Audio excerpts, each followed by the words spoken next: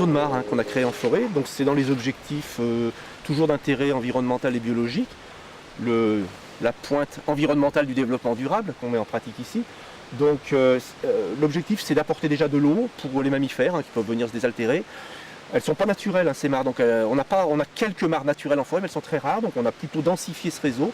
Et puis c'est des zones de reproduction pour les espèces, les batraciens et les urodèles, c'est-à-dire les tritons et les grenouilles au sens simple. Et ici on va retrouver de la grenouille verte, de la salamandre, qui est un très joli urodèle forestier, j'allais dire, mais aussi des tritons alpestres et puis tritons palmés, qui sont des espèces assez... On n'a pas des espèces extraordinaires, mais on a différentes espèces. Paraît-il qu'il y aurait un petit crapaud rare, mais on ne l'a pas retrouvé, qui est le sonore à ventre jaune. Voilà. Donc ces forêts, ces mares, elles ont un rôle biologique au sein de la forêt en fait. Tout à l'heure nous sommes passés au Grand Couvert. Aujourd'hui 1100 enfants bénéficient du dispositif qu'a mis en place le Conseil général avec les associations. Et là il y a une grosse phase de pédagogie à l'environnement. Donc les enfants, il y a notamment un thème qui est sur le thème de l'eau en forêt. Les enfants viennent, pêchent des insectes aquatiques, les observent, les relâchent. Donc tout ça c'est l'éveil des générations futures, des futurs éco-citoyens. Donc l'Espinasse, la forêt de l'Espinasse et le département participent activement à cette pédagogie.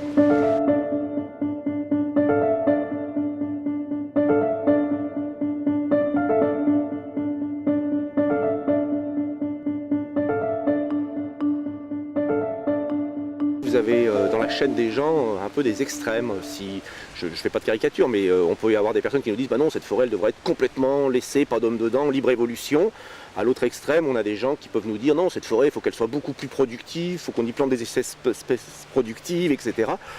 Bon, le choix qui est fait là, c'est vraiment le choix de la multifonctionnalité avec le triptyque du développement durable. On a parlé d'économie tout à l'heure, de gestion sylvicole qui accompagne, on a parlé de social avec les promeneurs, les randonneurs, les vététistes, les sportifs qui viennent faire leur jogging en forêt, les enfants qui découvrent l'écosystème. Il y a vraiment toute cette phase d'accompagnement autour du Grand Couvert et en forêt. Et puis il y a naturellement l'environnement. On a vu les arbres creux, les mares, il y a des lisières forestières spécialement adaptées aux insectes, on a des étangs qui ont un objectif à la fois de loisir avec la pêche, mais aussi biologique avec des espèces intéressantes. Je vous ai parlé de ces petits papillons Natura 2000, enfin, etc., etc. Il y a pas mal. On essaye vraiment de faire vivre ces trois-là, et c'est le choix politique chez nous. C'est-à-dire que le choix n'est pas d'aller à une extrémité ou à un autre, c'est le choix de dire cette forêt, on peut faire du Natura 2000, mais on peut y accueillir 60 000 visiteurs par an, on peut éduquer 1100 enfants et leur donner un peu d'intérêt à l'environnement.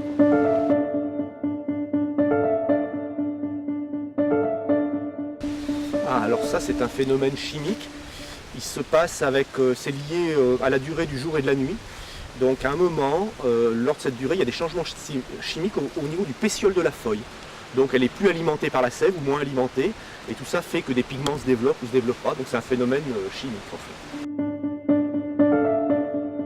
À un moment, le pétiole est suffisamment sec, et il y a cassure avec le vent, avec un mouvement, et donc la feuille tombe, et elle est morte au sens qu'elle n'est plus nourrie par la sève, mais elle n'est pas morte dans le cycle qui va continuer derrière. Bon, tous les arbres perdent des feuilles, même les conifères. On les voit toujours verts, mais ils perdent leurs aiguilles tous les 2-3 ans. Ils n'ont pas le même rythme que les feuillus qui les perdent tous les ans. Alors à quoi ça sert? C'est des périodes de repos végétatif. Donc un arbre, sous d'autres climats, sous les climats tropicaux ou équatoriaux, ils poussent tout le temps, ils n'ont pas de repos végétatif. Nous, on est sur des climats tempérés et il y a des essences adaptées à cet arrêt végétatif.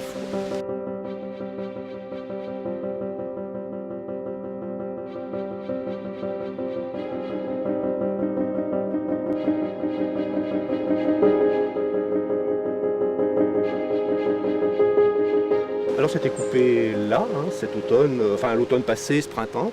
Donc c'est la parcelle qui a été coupée, c'est celle qui est juste derrière nous. Vous remarquez encore quelques branches qui restent en forêt, qui vont pourrir en forêt. Donc ces bois-là, nous on les vend sur pied en fait. En fait on a un aménagement forestier qui est un document cadre de planification qui va jusqu'en 2017, donc c'est des documents qui ont une gestion à 20 ans. Et dans ce document-là, on sait à peu près quelle parcelle on va passer en coupe, à quelle date. Les choses peuvent bouger un peu. Par exemple, on a eu la tempête de 99, on a eu 2 ans de production par terre. Donc là, on a exploité ces bois, on a retardé des coupes, etc. Et donc ces parcelles sont passées en coupe pour être améliorées, ce que je vous expliquais tout à l'heure, le fourré, le gaulis, le perchis. Et naturellement, on marque les bois sur pied. Là, vous pouvez remarquer par exemple, ces bois-là, vous avez le reste du flashy qui a légèrement cicatrisé. Hein. C'est la marque qui est faite avec un marteau forestier sur pied. Et on compte les arbres, on les mesure, on connaît les volumes de bois qui sont à vendre dans une parcelle et on les met en vente dans le cadre des catalogues de l'Office national des forêts et ils sont vendus sur pied à des acheteurs. Une grande partie du bois qui sort de la forêt de l'Espina, c'est du bois destiné au chauffage, hein, à l'autoconsommation, enfin au chauffage domestique, j'allais dire. Aujourd'hui, économiquement, pourquoi les gens se chauffent au bois? C'est parce qu'économiquement, ils s'y retrouvent.